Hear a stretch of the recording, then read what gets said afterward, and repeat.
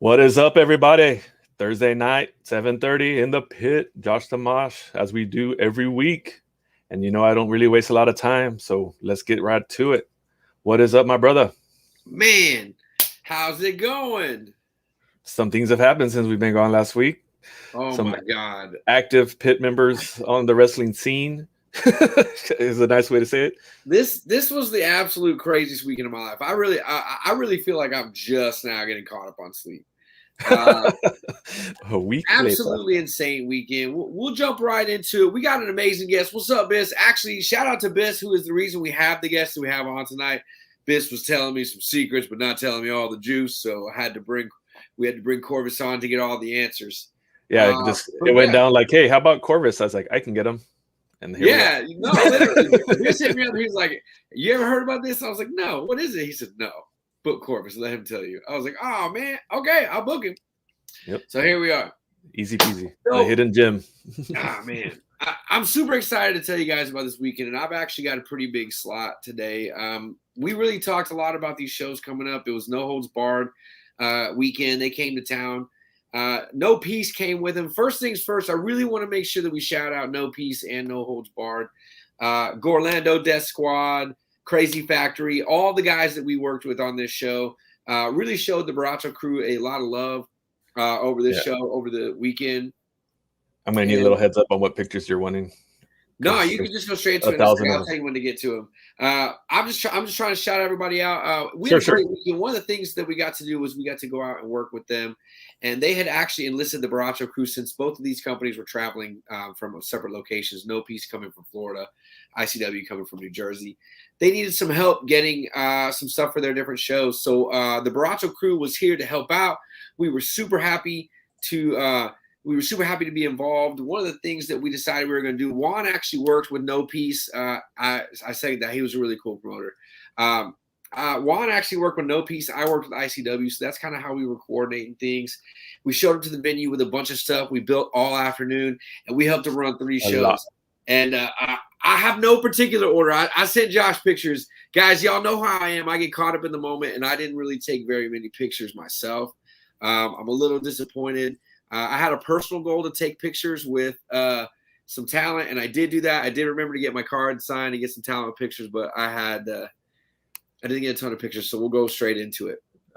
They're loading. No, you're good. So I'm actually going to start off the results to the first match of the night, or the first contest of the weekend, which was the Pit. So for those of y'all that didn't remember, this was actually No Peace's setup, and that's totally cool because we're just going to slowly go through these pictures, but the Pit was actually something that No Holds Barred came down and built. It was something they had never done before. Remember, we talked about the Pit taking various shapes and different ventures, like, in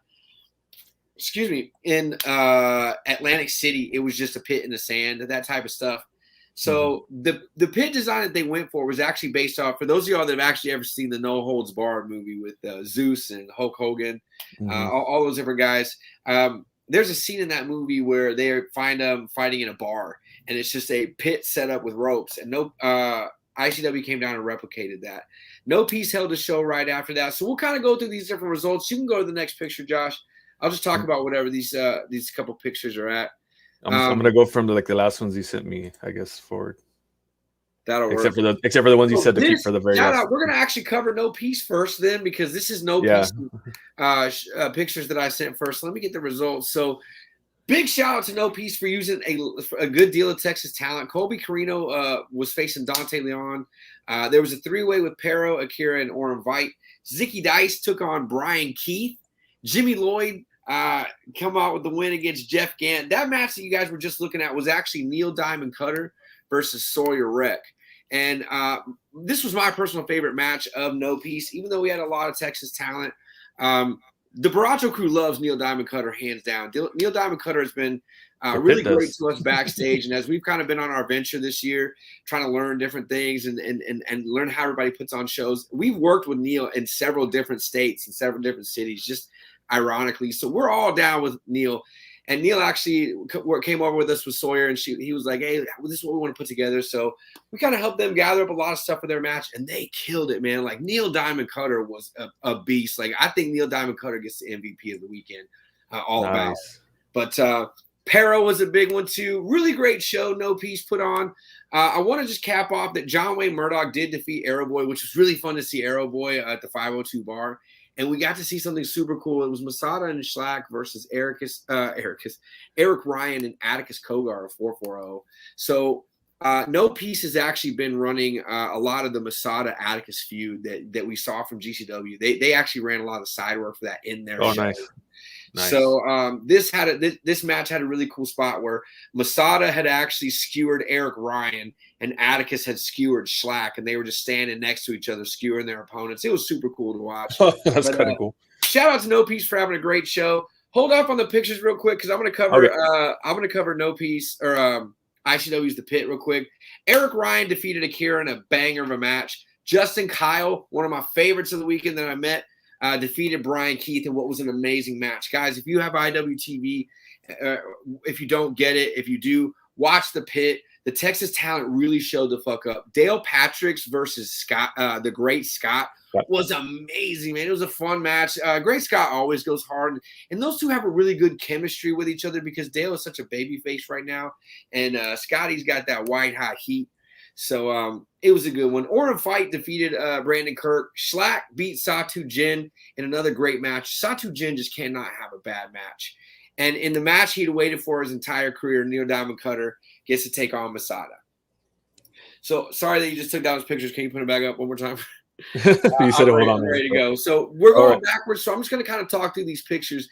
John Wayne Murdoch took on Sadaka and No Holds Barred 17 for the title at the end of the night. Earlier in the match, there had been a three-way to decide the number one contender, and Dale Patricks had won that. So now we have our first official ever number one contender. That was a great match. This picture is actually Danny D'Amato and Larry Legend kicking off The Pit. It was a great setup. You can tell in the back that there are those ropes to those poles. They had a hay bale in the corner. Really great setup. They were super hyped. The crowd was great. A lot of heavy metal fans in the house, a lot of new fans in the house. And we were told there were even some people at the bar that didn't even really understand that wrestling was taking place. And they came back and watched it. So it was a lot. It was a lot of fun. Man, I watched both shows. Y'all saw me dancing? Oh, my God. I don't even know what that's about, but I probably was.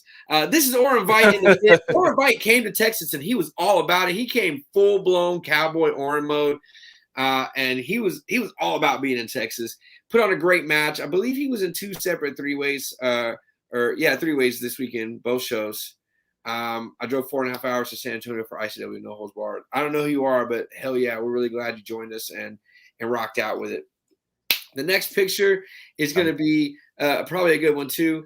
I'm just so lost. It was such an exciting weekend.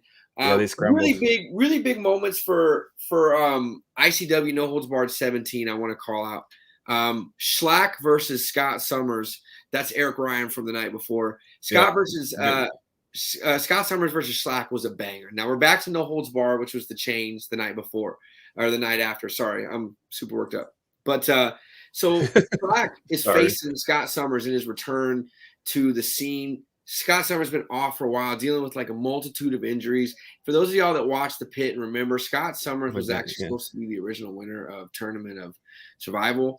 Won, but things went a separate way, and he's still kind of coming back from that.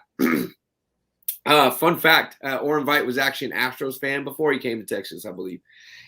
He was a big follower of the Astros for a long time. But so it was just a great match to come in. Scott Summers looked great. It was brutal. These guys probably went through 50, 60 tubes by themselves. Welcome back to the scene, Scott. Really great match. Nightmare Freddy from IWA Japan way back in the day. This is a legend, guys. This is an ECW days type of legend. He was there to fight with Headhunter versus Satu Jin. Unfortunately, Headhunter couldn't make it. We found out the day of. So Danny D'Amato, the boss himself, stepped in. It was a great match. I think we saw a little bit more action from the other three than we saw from Freddie, but Freddie had some really good spots. Great setup. I think ultimately one of the big call-outs I want to make from that pay-per-view was Masada versus Akira. What a banger of a match. I mean, Akira is still trying to prove that he's the up-and-comer. He's the new guy on the scene, and he's really just had that opportunity to do so, and they put on a great match. Scotty and Aaron Mercer did so great the first night that ICW No Holds Barred let him come out and be the opener for the second night. They put on 13.5-minute match. It was a stellar contest. Mercer brought an amazing batch of the weekend. It was crazy difficult. If you want to see more about it, check out my Facebook profile.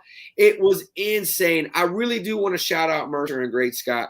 They got 13.5 minutes to open the show. And when I tell you, I mean, they went hard. It was probably one of the better matches on the card, even though everything was insane. But it was just a great story because we all know, there's so much violence in deathmatch, but sometimes there's not a lot of wrestling. And Scotty and Mercer really opened it up that way. I'm running out of time, so I'll just wind it down. But, man, it's just a great weekend, great show. ICW weekend was just everything it was supposed to be. Shout out to No Peace for working with the Borracho Crew. Shout out to ICW for working with the Borracho Crew. Real big shout out to my man Roland. This was crazy. I put this in here. We were like at the end of this weekend. We had to work all day, both days. We were crazy. Jonathan was doing his fantasy football punishment, and we just decided we was going to take a shot, and we got a picture with the great Roland took our picture, man.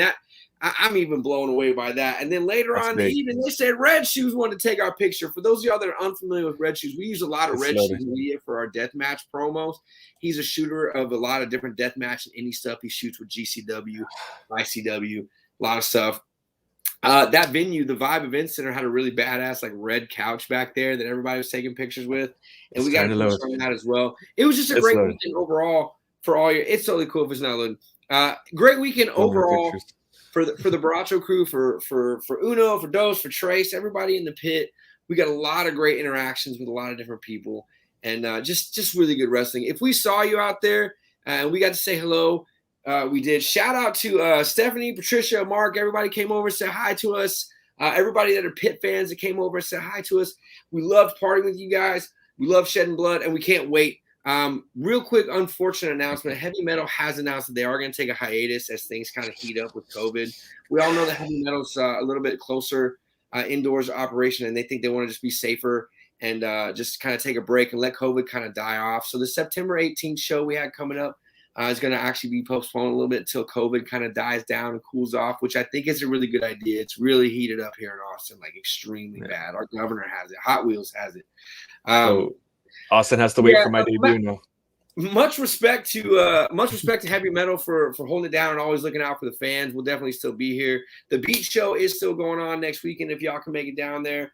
But if you have any questions about ICW, anything like that, you want more content from us, let me know what you want to know. It was an amazing weekend. They will be back for WrestleMania weekend in Dallas. So if you want to check it out, the Borracho Crew they've already started talking to us about how we can help. So we're super excited. Very, very cool. That's exciting to be part of the WrestleMania week too. For any type of wrestling. Awesome, man. And honestly, the one thing I want to say is shout out to the Borracho Crew. Busted their ass, worked together, really killed it. Man, just amazing weekend. Shout out to everybody that loved wrestling and came out and took a part in that show. These deathmatch shows a lot of time have a lot of involvement from the fan base. Crowds were great, fan base were great, wrestlers were great, companies were great. It was great. It was perfect. Yeah, I kept checking in with you just because seeing how things were going. And I would go hours. I would go hours without looking at my phone. Like I would be like, I hope no one needed me for anything. Yeah, it was a good thing though. All positive reports and happiness. So super stoked about that. Well, with all that, we move on to the next segment, which is heading from deathmatch to Japan. So kind of related, because there used to be a lot of deathmatch in Japan. So we bring in. Hey, what's happening, y'all? His name doesn't fit on the whole screen it here. Doesn't, yeah. Buddha Borracho, bro. I'm like fucking, since in celebration for this weekend, man. Dude, this was insane. I didn't get a chance to really watch that much New Japan because combined with these 3 shows that we were at live, freaking Triple Mania, which was fucking amazing. I fucking loved it. Yep. And then losing my goddamn voice at AEW Dynamite last night, which, by the way, I fucking sang all the lyrics of the Jericho fucking song. It doesn't matter how that happened. Does not matter that I cheated and had a piece of paper in front of me. He looked like a person in church singing from a hymnal. Like he read every word of the song. Fucking right. Hey, but you want? Hey, but we all sound great, dude. I heard Bully Ray. I heard Meltzer. Everyone was raving about fucking Houston. Texas is doing his motherfucking thing, man. I'm telling you. With that being said, let's go ahead and start talking about Japanese wrestling. So first, I want to talk about on something that happened last week. So for a lot of people that don't know, being a Japanese wrestling fan in the 90s and 2000s was rough as hell. It was a lot of trade. It was a lot of. Us? I'm sorry. I should interrupt. My bad. That's on the Twitter. No, go ahead. It's all good. Yes, so it was the tape trading. It was very difficult. There's like dozens of Japanese promotions. There was this group of three guys. It was Eric Shimolsky, Jamal Hepburn, and one other dude from Japan that started this thing called the Real Hero Drive, named after Chris Hero, because he was also part of that whole trying to bring given the actual tapes for him to upload stuff. These guys are, I want to say, one of the sole reasons why Japanese wrestling is as big as it is in North America. These guys right here, especially this guy, Jamel Hepburn, the real hero. If you've watched some Japanese wrestling, All Japan, New Japan, Noah, Dragon Gate, somewhere online, whether it's Daily Motion, YouTube, Twitter, it is, I guarantee you, because of Real Hero. I would not be a wrestling fan right now because at that particular moment in my life, wrestling was boring to me. I caught on to the Real Hero Drive, and it brought back my love for Japanese wrestling. But it introduced me to Japanese wrestling, and it made me love wrestling again. That's Unfortunately, awesome. he died last week.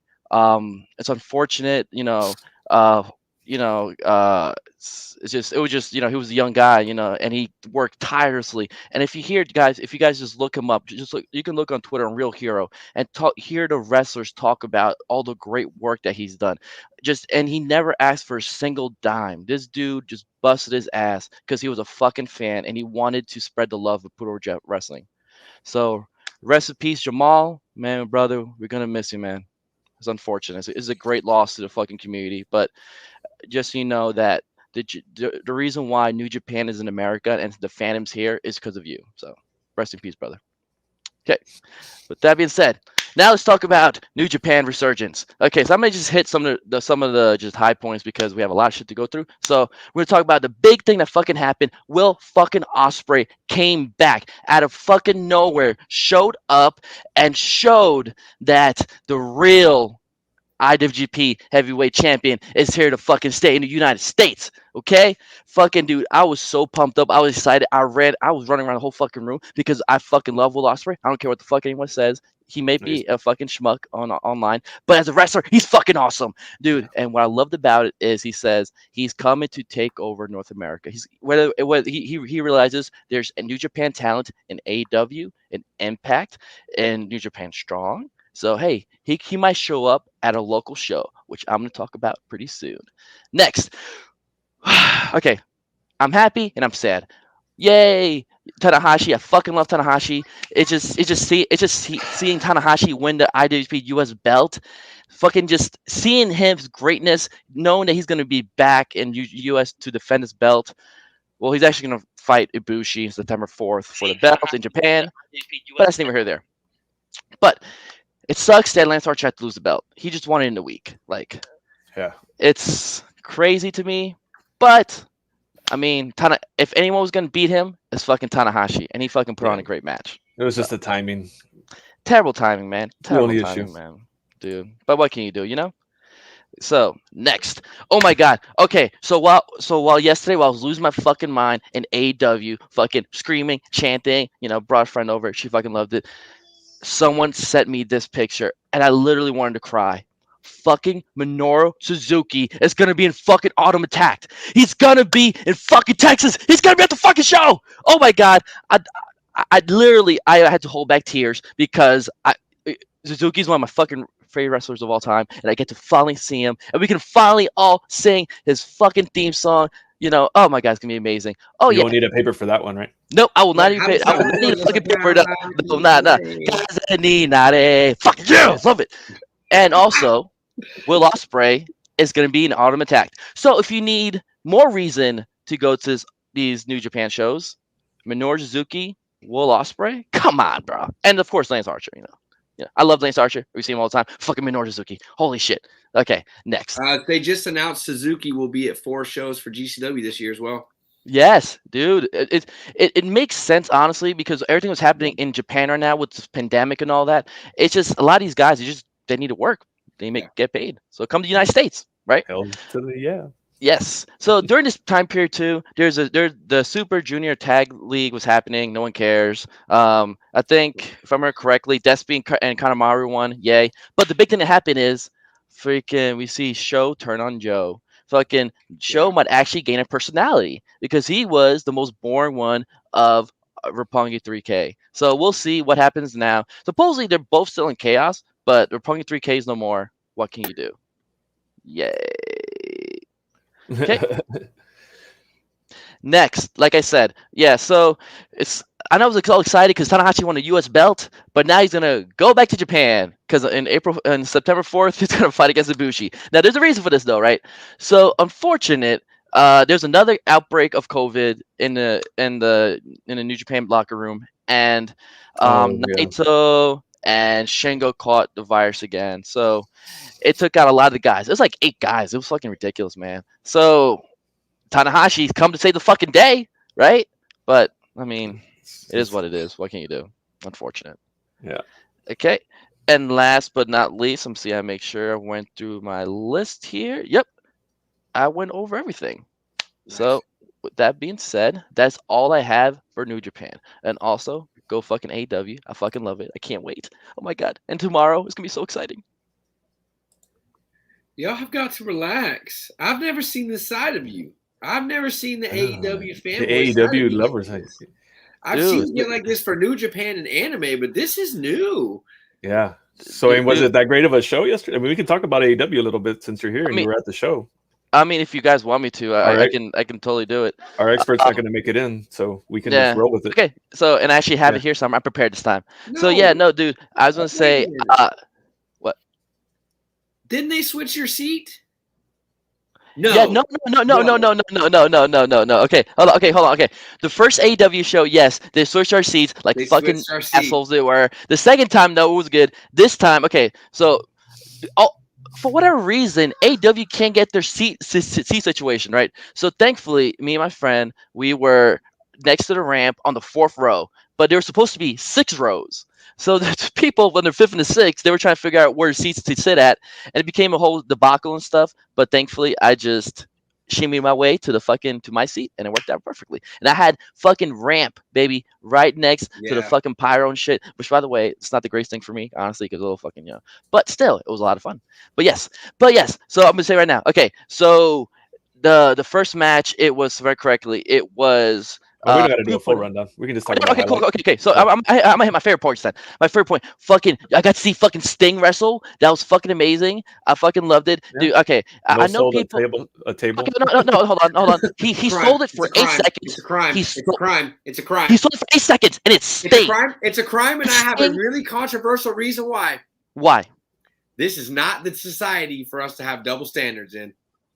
We have made it very clear that if one person dies by the sword, the other person dies by the sword. I will let a lot of kayfabe slide, but people crucified Leo Rush. Nope. But that was different. You know what? Yes, he fell off the ladder to the table, and then he just got powerbomb on the table. That's a very different thing. People. Yeah, but dude, it was 2.0. 2.0. It was 2.0. They're not the strongest guys. To me, it's a big difference between a ladder drop and a powerbomb drop. Regardless, though. And talking about double standards real quick, if it happened to Goldberg, holy shit, would the internet explode if that was Goldberg?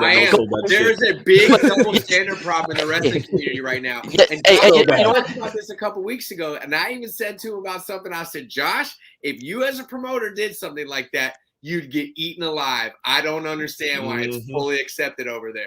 You know what? And I will fully accept I'm a hypocrite that there's a double standard, because I'm telling you right now, when Sting got up, the whole place went fucking nuts. There's no argument that it worked. It was great. And not only that, I hate Goldberg. So Goldberg's a terrible example. No matter what he does, his ass can have a fucking 5-star match, which is impossible because he can't wrestle past 3 minutes or 5 minutes. How many times did Stinger not kick out of the leg drop? Say what? How many times did the Stinger not kick out of a leg drop or an elbow drop?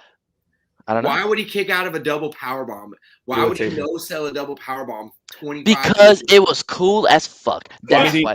That's why. That is fucking Sting. So who is fucking Sting? Don't you dare shit talk Sting. And that was Sting's gimmick back, the bleach blonde. Yeah, Beach dude, he no-sold a bunch of shit. Brainbusters from Hawk and Animal, Road Warriors. He no-sold a lot of shit. Pile drivers. So it's just bringing it back. So I mean, I can argue both sides, but it's just like take a lane and stay in it. You know what I mean? No. Like I said, I'm saying like I said, maybe if I saw it on TV, I wouldn't have popped so hard. But dude, when he got up and he's like, oh, I was like, oh my goodness, I'm fucking crazy. But yes, okay, next. So that was great. Also, Sammy Guevara got engaged to his girlfriend. That was awesome. That was an awesome moment. Awesome moment. Loved it. Yep, hometown. And that's another thing. Shocker. If someone's in their hometown, they should win. They can still win, right? Yeah. Oh my God. Thunder Rosa won? Dude, like I was like, whoa, hold on a second.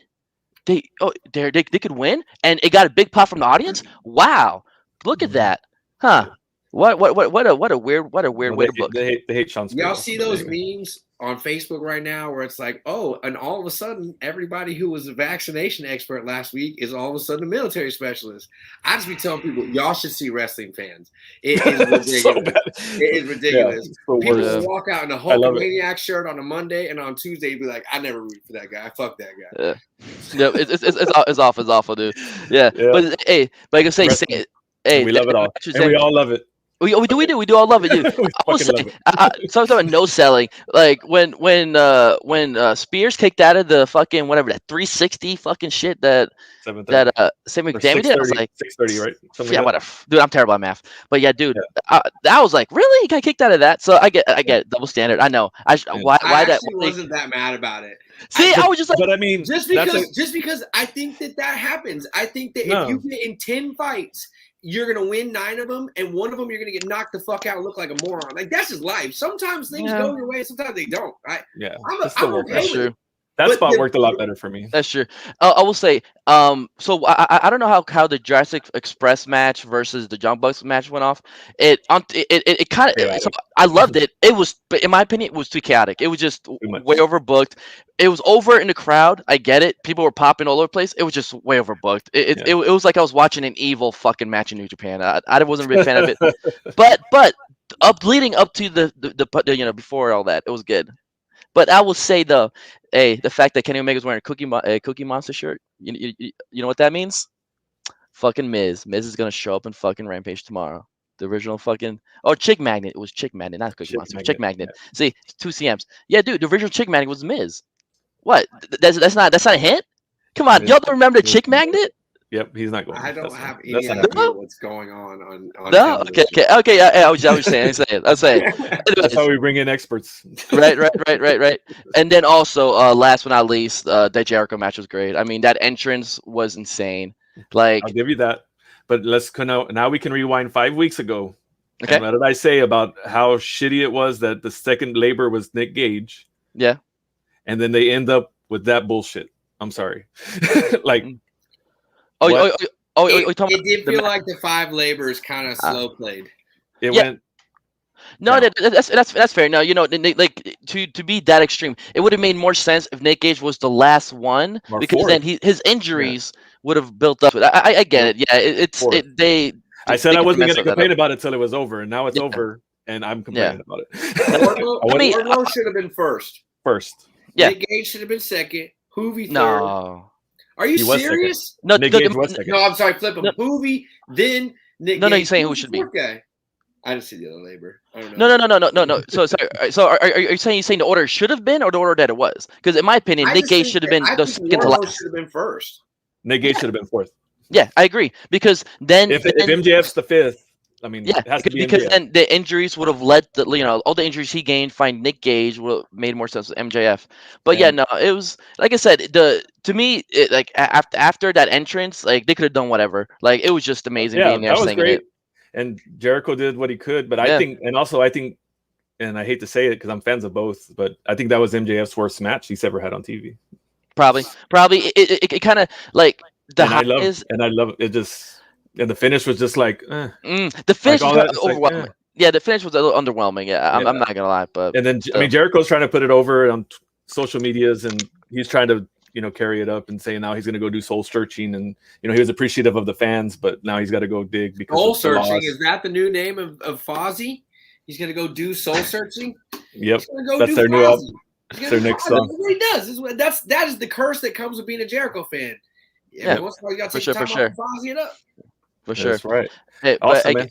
Yeah, good. I was gonna say, shout out to the fans again. Every time AEW comes to, every time, and if it's GCW, local wrestling, ICW, AEW, every promoter says the same thing. The Texas fans are hot as fuck, and everyone always loves the shows that happen here because we fucking blow the roof off. No matter what kind of wrestling it is, all wrestling fans show up. So shout out to Texas wrestling fans. No argument there. We can all agree on that. Oh shit! Bye. You gotta. Yes, I got you. You can agree on it. Bye. You're gone. Go Yankees. You can take that shit out of here. We won't talk about your Cubs though. Anyway, we'll just keep moving on. I'm still here. I'm going to talk about our 22 game skid crap. Anyway. Y'all don't have any. Anyway. We definitely need to change the subject after Angel fucking ending with Yankee bullshit. So let's just move into the reason why most everybody's tuning in tonight, bringing in the one and only, the Hidden Gem himself. He's been here patiently waiting. So let's welcome into the pit, Corvice. What's happened, man? Welcome to the pit. What's that? Thanks, man. Can y'all hear me all right? Oh, yeah. No, he's looking good. Cool. What's up? Good here, good. Doing all right, man. Like I said, thank you for joining us. Had some requests for your... Yeah, we actually got a special request for Corvice. Somebody told me, hey, you need to hear about some stuff, but you got to book them to hear it. Oh, shit. Mark oh, God, what is it? Up. I live rent-free in Mark's head, so it's fine. Oh, man. That's got to be wild, being rent-free. He owns more of my shirts than I do, so... Boom. That's it right there. We can move on from there. Well, man, I'm going to get straight into this question. Yeah. Tell me, this may be a lot, but this is the one I've been waiting for. And curiosity kills my cat every day. The other day I was talking with Biss, and he said, have you ever heard about Corvice's family? And I said, no, man, what's the deal? And he said, you need to ask him. And that's all he told me. He told me, book it, ask Corvice. I don't want to spoil it, was what he said. Yeah. Okay, so yeah, Biss knows. I mean, a lot of people know at this point, and okay. I'll just come out and say it. If you don't want to say it, no. If this is not supposed to be on a show, don't say it here. No. It's nothing bad. It's just something that I never like. A lot of people, like my close friends and everybody knows. But like the Alvarado family, all of them, Super Porky, Psycho Clown, Goya Kong, that's all my immediate family. So it's like, shut the fuck up. Yeah. Your face. That was wonderful. Dude, are you serious? The Borracho Crew is all Psycho Clown fans, man. We love Psycho Clown. Yeah, and it's not like some bullshit like my aunts, sisters, cousins, others. Married it's my neighbor. Mother, my dad, my grandmother is the sister of Charito Cruz, who is the patriarch of the whole family. Right. Yeah, it's real tough. I knew that actually. Yeah, that's awesome. Yeah, some people it's nothing that I really publicize. I mean, I publicize it every now and then, but it's nothing like I try to like not go out of my way to mention it. Sure. But I mean, people know. Yeah. Sure. That makes more sense because that makes a lot of sense because earlier that day we had been talking about Psycho Clown on Facebook, so now I know why he hit me up about it. Yeah, that's funny. So that kind of can circle into how I usually start these interviews. Is I always like to know because I know why I became a wrestling fan and why I love the business so much, and then I have my stories of why I have a promotion and why the show and all that shit. So I always like to ask talent, why did you become a wrestling fan? Was it your family relationship? But was it and then also what make you want to become in the business as well? Like it's kind of a two-part thing. So it was partly my family. Like I always grew up around it, but like I've lived in the United States basically my whole life, so I wasn't around them. But I always watched it and stuff. But it was always one of those like how people are like sometimes liking wrestling was frowned upon or whatever. Until about maybe 5th or 6th grade, and then I met my friend Chris, who was a huge wrestling fan, and he kind of just brought it more and more out of me. And it kind of all started from there. Like after that, it was just full steam ahead. You know, I looked more into who my family was, got into that. And it just started with that. And then it was one of those things that's like with me and him, we're like, maybe we can do this, you know? There you go. Like we can become wrestlers. And he became like some successful meteorologist. And I don't know where he is now, but so. He's pointing at a green screen somewhere, maybe. But that's a wild left turn. That's like, man, I'm gonna. It is right. Like I did not expect that. But after that, I still wanted to be a wrestler, you know, but I didn't really know much around San Antonio until I started going to like local shows, and the local shows were like TWA, RCW, which is where I met Biss actually. Yeah. Cool. And from there, I met Barry. I don't know if y'all know Barry. Everyone knows Barry. Mm-hmm. The hat savant. Yep. But he told me, he goes, hey, there's not a school, but he goes, there's a gym here in town that trains wrestlers if you want to check it out. So everything that I've done is probably his fault, in some way. You know, yeah, but I like how you say that. It's his fault. This is all his fault. That's a wonderful choice of word. But so I went to the TWA gym, and that's where Virus was. Virus, Barry Breeze, Gabe the Babe, Lemos Dos, like all those guys just rolling around. And you know, I told them, I was like, hey, I want to be a wrestler, and that's kind of how it started. They let me in, you know, taught me the basics. And it was just going from there. And this was like 2007, 2008. I started training a week after Steve Irwin died. And I know that's a messed up way to like think about things, but that's how I remember it. A week after Steve Irwin died. The crocodile dude, Steve Irwin? Yeah. Oh, wow. First time that's ever happened in the pit. However you remember it, how you remember it. We just got the crocodile guys dropped in the kind pit. of morbid, but I mean, how I remember it. That's what it is. Sometimes you just remember where you were in certain times, you know. Exactly. Yeah. So that's a ton of time in the business, man. Like, yeah. What? 14 years. Yeah, I mean, a long time. What would you say along the way are some of the like your highlight moments? Like, if you had to give someone 2 moments to say this is Corvice, what would they be? So, for a majority of it, I'm not even gonna lie, I didn't do shit. Like, I didn't do anything. I wasn't really doing. I wasn't anywhere. You know, little lucha shows under a mask. Let's see. One definitely that I can think of is I was in a tag team for 8 years with my partner Logan, his New Horizons, rest in peace. He's not actually dead, he's just dead emotionally. But like me and him defended our tag team titles against a team from Laredo called Young and Nasty, and then a guy who I've been stuck at the hip with, Richie Garcia, and his partner was Masada. So that was one of the wildest nights, from coming in and, it's going to be a tag match. It's like, okay, well, it's going to be a 6-man tag or a 3-team match. It's like, okay, cool. Who's the other team? It's like, it's Richie and Masada. I was like, all right, so this is happening. That is a pretty big moment because those are pretty big names. I mean, small person. I mean, Richie's a small person. He's a big name, though. It's short. Masada's a big dude. Masada's big name and big dude. Yeah. And I'm trying to think. One of my other favorite moments was, I think it was, and again, like I've been wrestling singles for a couple of years now, but I don't think I've had that moment. Well, no, you know what? I take that back. The last heavy metal show at the pit, like in that building they had, where I defeated Thomas Munoz for the ACW under 30 title. And that was like, that reaction that I got had legitimately almost brought me to tears. I missed that show. I didn't. And that's another one, because I never thought I'd get that kind of reaction from that crowd when it happened. And no one expects somebody to win a belt from a different promotion at that night. I didn't, and then it happened, and that's one of my those 2 moments. One from my tag team career, basically, and one from what I've done so far as a singles. Those really stand out. And it's funny that you brought up Richie too. So Matthew was talking about your match you just had, which was, people have been talking about it. The after-hour show at GCWA, which is close to home for me. I mean, I'm in Kingsville.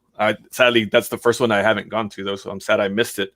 But also just give you some kudos. I speak with the promoter daily, And that next morning, the only match that he brought up was y'all's match. As far as like the one that I like, man, you missed Corvice and Richie. And I was like, wow, that's awesome. And then so he told me about it. So I got several texts. Being our deathmatch guy, I got several texts. There was glass. Did you hear? They said it got out of hand. Yeah, they said it got out of hand. Oh no, I didn't know this. So tell us about that. Richie in the head at some point. I just didn't realize it'd be in Corpus and with glass, but yeah, with at an after hours show and a bingo. Oh, but it was amazing. I loved it. Is that your first time working with glass, or have you worked with it in the past?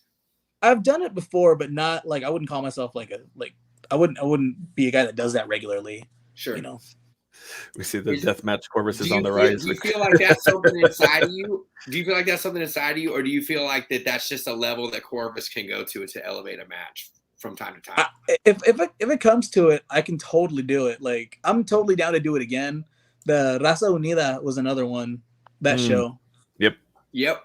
I loved that. Like, the Borracho death match obviously was my favorite match of Raza Unida. So, and that match was a ton of fun, man. Like, tell me about that. Y'all were all over the place. There was 6 of you guys working all over the ring. Like, tell me about how that match was for you.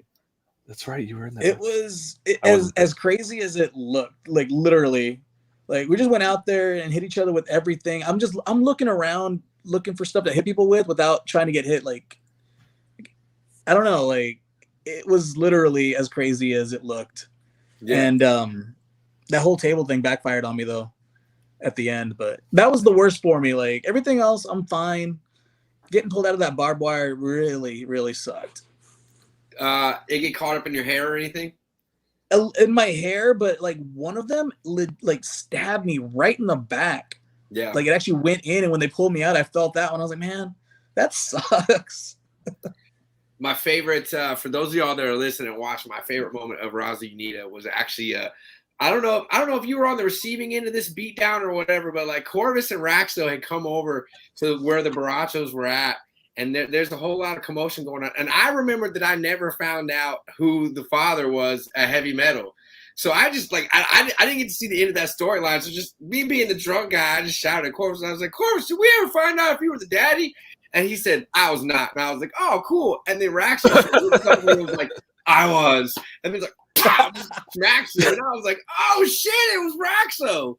Like, that's the thing about Corvus though. Like, you kind of have this stigma. Like, a lot of wrestlers have to stay current and like stay in promotions. But like, even though I don't see Corvus often, I always hear about Corvus.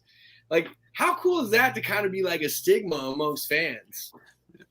I mean, I like it. I'd rather people be like, whether it's positive or negative, you're still talking about me. Yeah. That's really all I care about. You know, Mark can say I suck until the cows come home, but he's still talking about me. But he's talking about you. Like you said, you're living in his head. There's people in the chat right now that want to fight Corvus. I know. Like, I wish some of them knew how to click the link so we could see their name. But, you know, that's a whole other discussion that we have every. Yeah, Roland said he wants to fight you again. I did put that up there, I think. So as far as that kind of thing, I mean, as you know, being part of the Texas scene and seeing how guys that you worked with in heavy metal a lot are kind of blowing up and going everywhere, is there anybody out there that you would still like to work? Because everyone has a list, right? Yeah. And you've been around a lot of these guys. And I mean, you just said Richie and Masada. I mean, like, those are 2 fucking pretty cool names already. You know what I mean? But do you have a list still, or there's still boxes to check? I mean, you've had a pretty good long career, which a lot of people can't even say that. So there's a couple. And then like some of these guys I've wrestled, but they've evolved so much since I have that, you know, I want, like, Aaron Mercer's one of them. Yeah, you know, I was hinting at that. He was the one that was in my mind. That's Aaron cool. Mercer's one that we've wrestled before, but I mean, now he's a completely different beast. He came back. He came back a different dude. Prince Adam, another guy that I've wrestled before, but it's not the same Prince Adam that we have now. Like, it's completely different, and I want that.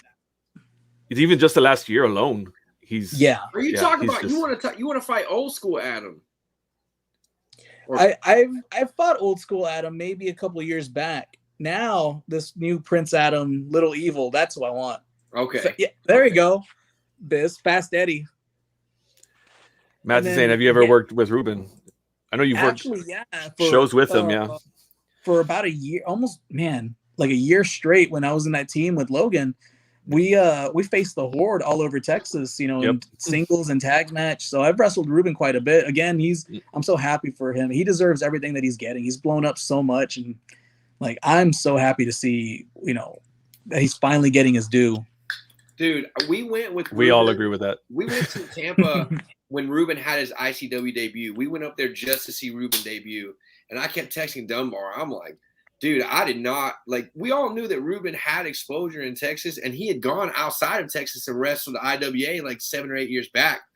Deathmatch fans fucking remembered Ruben. Like they were like, oh fuck, Ruben's here. It was crazy. Like Ruben's reception everywhere else is much like it is here. I'm glad, man. He is the way that we love him. That's how he deserves to be loved all over. And I'm glad that it's fine. It literally couldn't happen to a nicer guy. Yeah, I mean, I say he's probably beat the shit out of me more than anyone else, but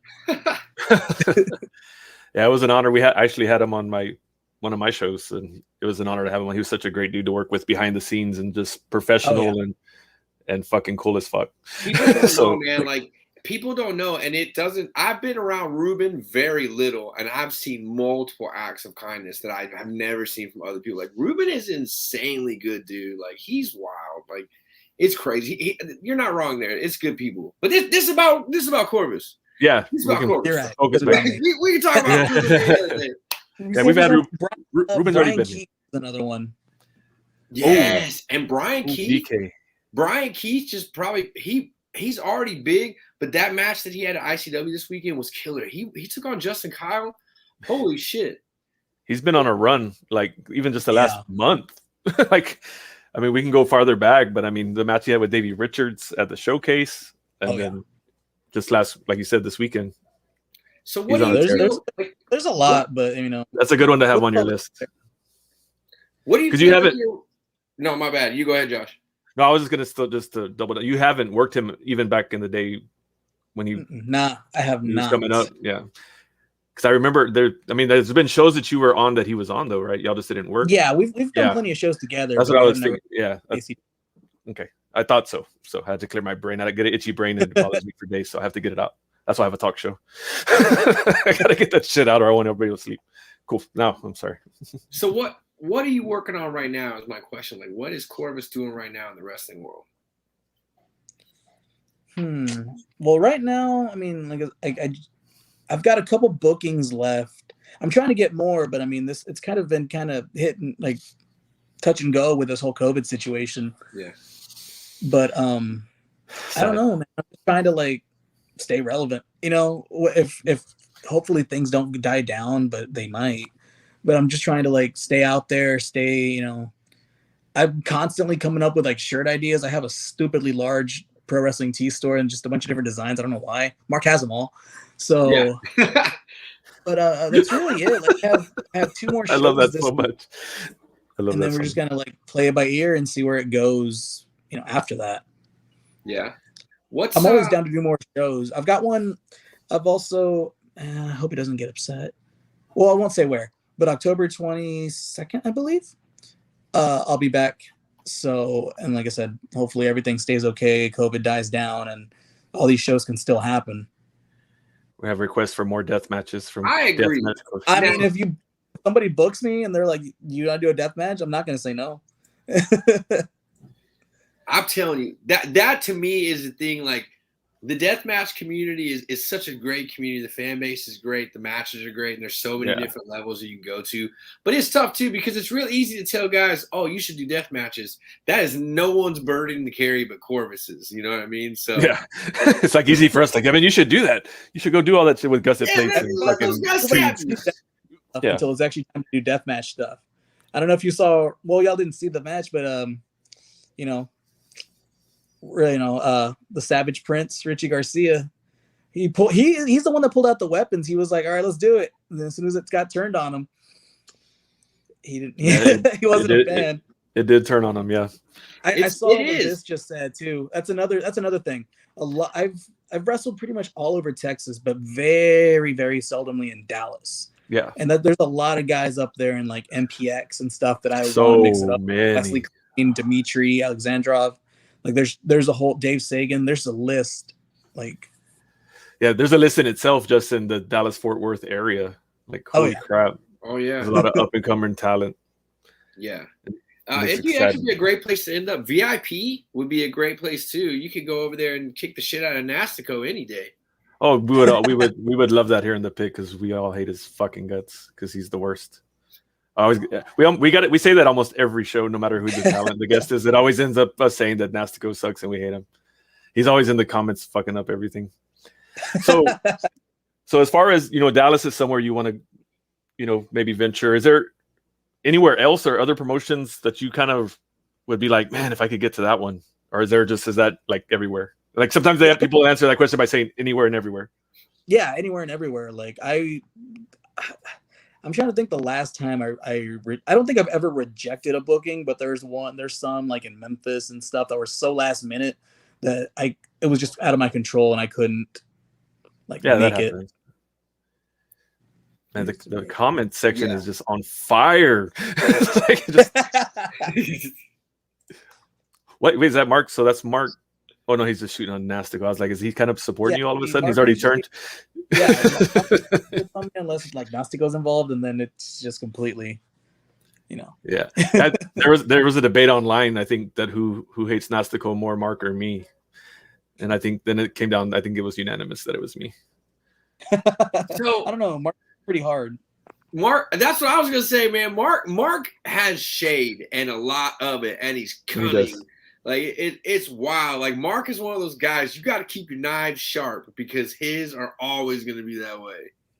My favorite memory, or not? Well, yeah, they're memories. What the hell? I'll be sitting in the back getting ready for a match. As soon as my music hits, you just hear him lose his mind. And then I did a show for Atlas Wrestling Promotion, and I have different music over there. And I don't think he knew right away. You snuck in on him, huh? Oh, because I was a last minute opponent for Nathan Bradley, so he didn't realize that I was going to be in that match. And as soon as I came out, he just lost it, and that's my favorite thing. I love pissing him off.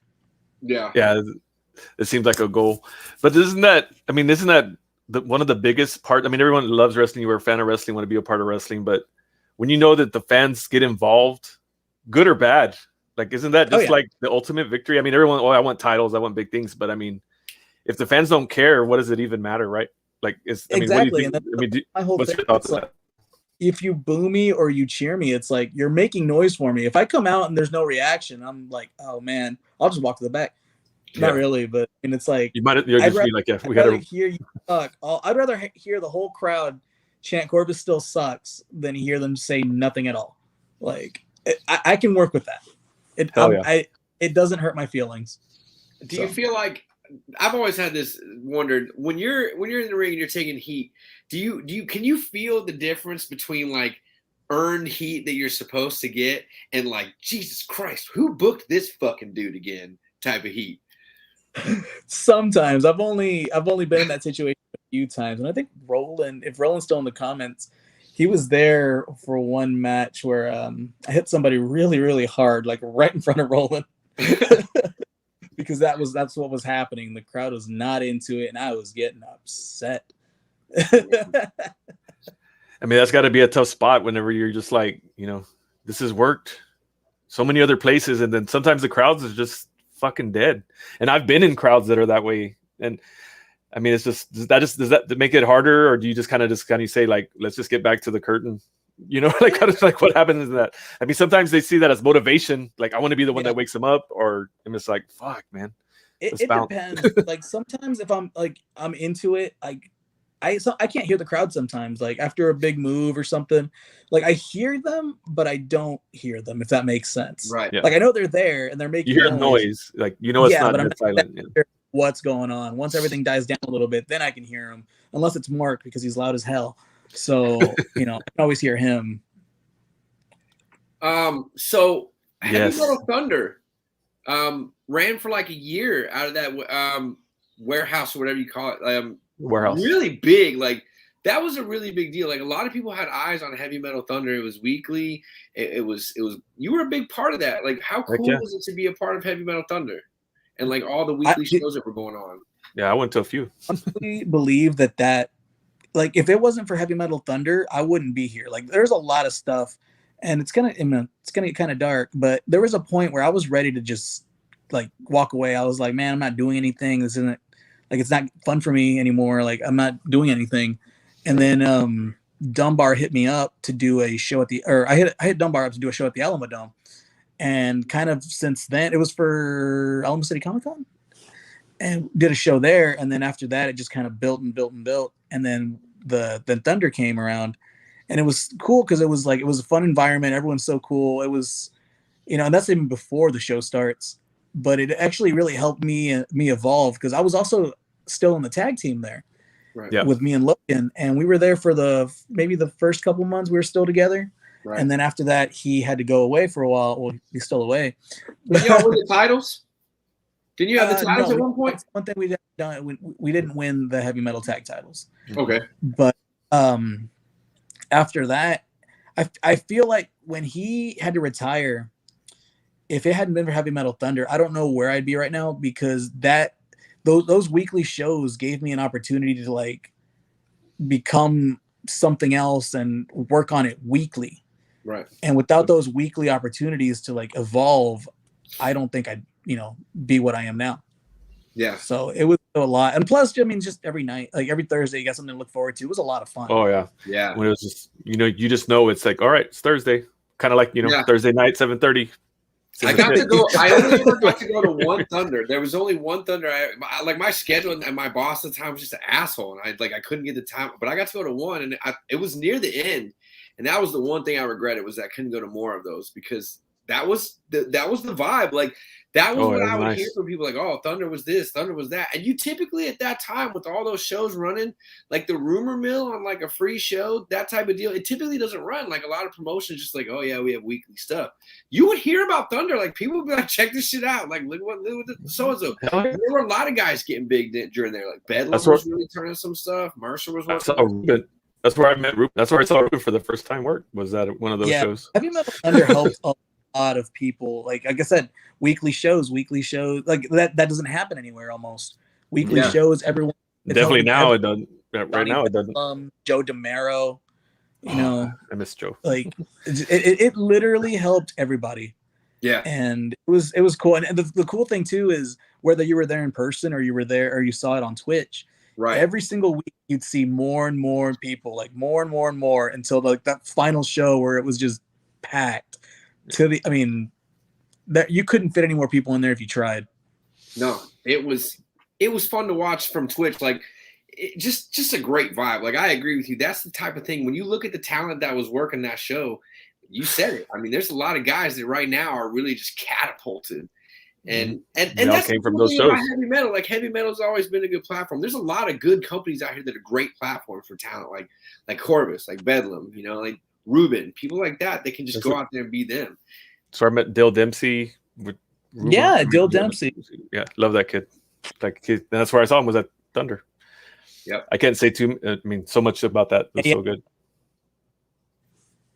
Sorry, you broke up there. What was the last thing you said? Was it ASF is another one that like more eyes on him slowly, and now look at that kid. I love him. Yeah, he's amazing. ASF is insanely talented. It's that time of the show. We never let the talent know.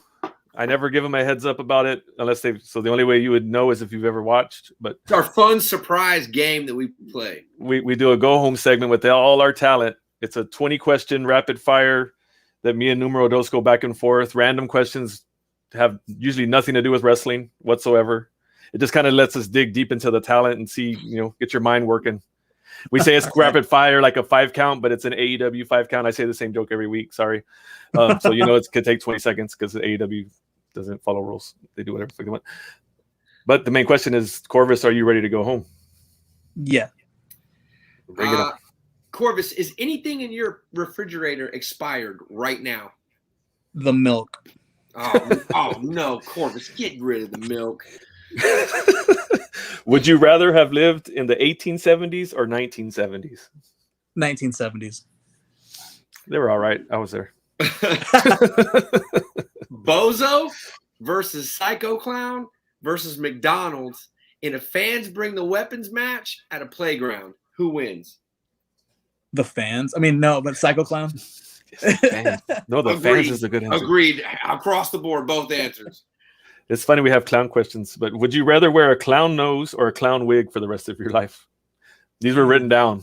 Like these were clown written. And we never talk about our questions. I hate clowns. Like I have a very weird phobia of them. I know why, but I mean, it's really interesting. Like Malico, you could not put me in a room with him. I would be out so quick.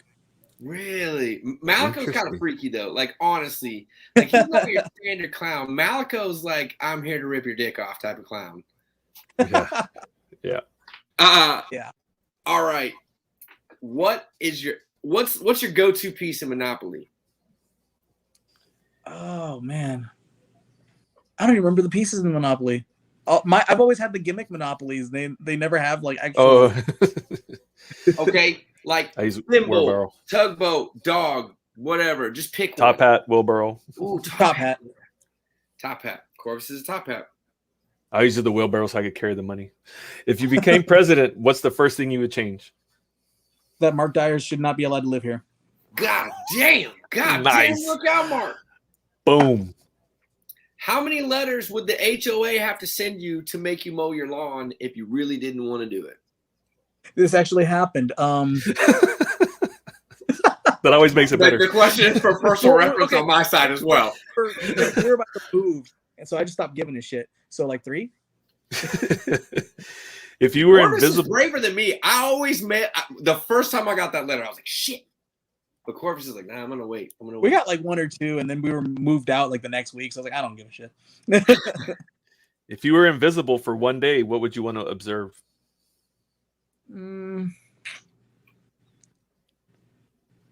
Oh man, what they really put in McDonald's burgers. Oh, that's like just sitting. That's nice. Nice. Yeah, that's. Yeah. I asked this one last time, and I didn't know I was going to love this question so much, so I'm going to ask it again. The place you want to visit the most in the entire world. Have you been there yet? No, it's Japan actually, but no, I've never had that opportunity. Okay. Would you rather go to the beach or the mountains? The beach, because I hate walking. Side note: I've been to the beach with Corvus. I remember that. Yeah, it was a very crazy day. How much money would you get together to pay your favorite band to play you a solo concert just for you? How much could I actually get, or how much would I try to get? Actually, man, I have like $500. I don't know what I get. That's what I said. I was like, I got $500 or $600. That's about it. Yeah. What's the difference between a cupcake and a muffin? The frosting, probably. Nice answer. Pick a number. Pick a number between 1 and 10. 7. Close. 9. That's 8 that you picked up there, though. By the way. No, I didn't. It is. Shit. He argued. You were a lot closer than I was. What's the worst gift you've ever received? You don't have to say who it's from, but I mean, I guess they would know if they give it to you. Right? A phone case for a phone that I don't have. Ooh, that's pretty fucking worthless. It is. I have the phone case. I just don't have that type of phone. They don't know that. Would you rather have Velcro shoes or shoelaces? Velcro shoes, because I hate lacing up everything. And real quick, so I have the white boots that I wore. They were supposed to be like Velcro or like straps, because I was tired of lacing them, but I forgot to tell the guy that I wanted them that way. So he still put laces on them. So now I'm stuck doing double the work. Oh damn! I gotta do both. Son of a. Do aliens exist? Yes. Yep.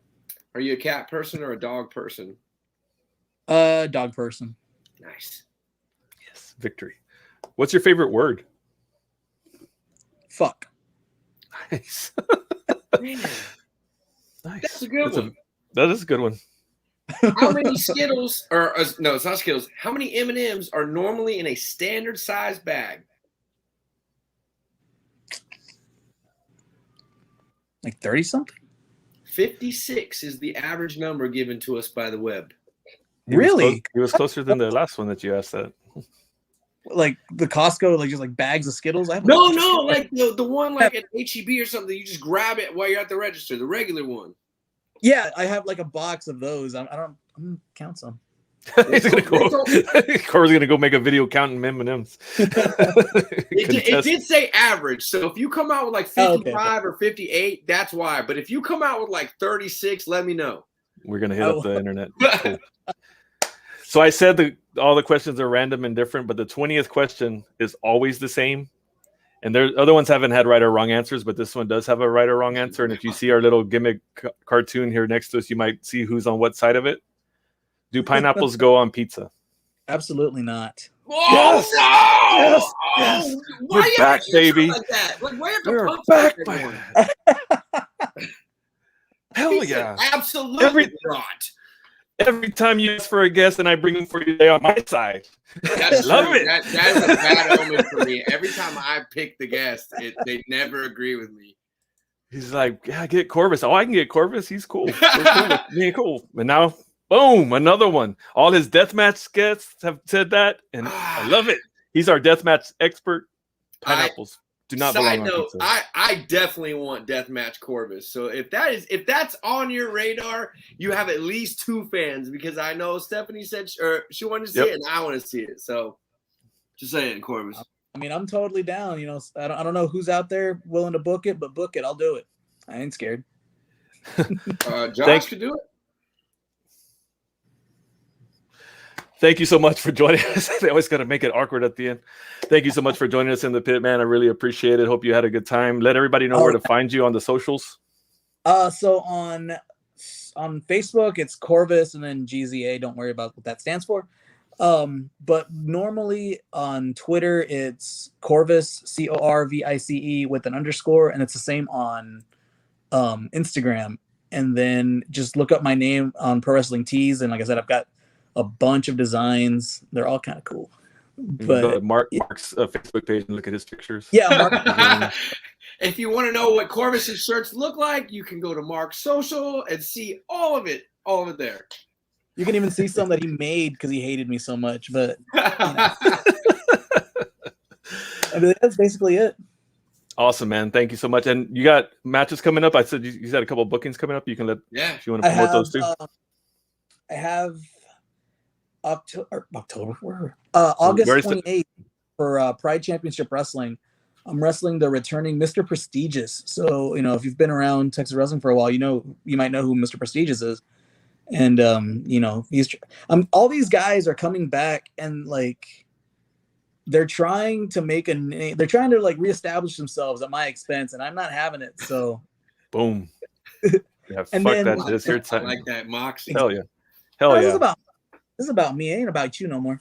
And then August 29th, the very next day after I beat Prestigious's ass, I'm in Eagle Pass for Amazing Pro Wrestling against Avon Axel for the APW heavyweight title. And so, yeah, so that's, you know, I like having, so I want to take another one so that way I can carry 2 around and be completely obnoxious with it.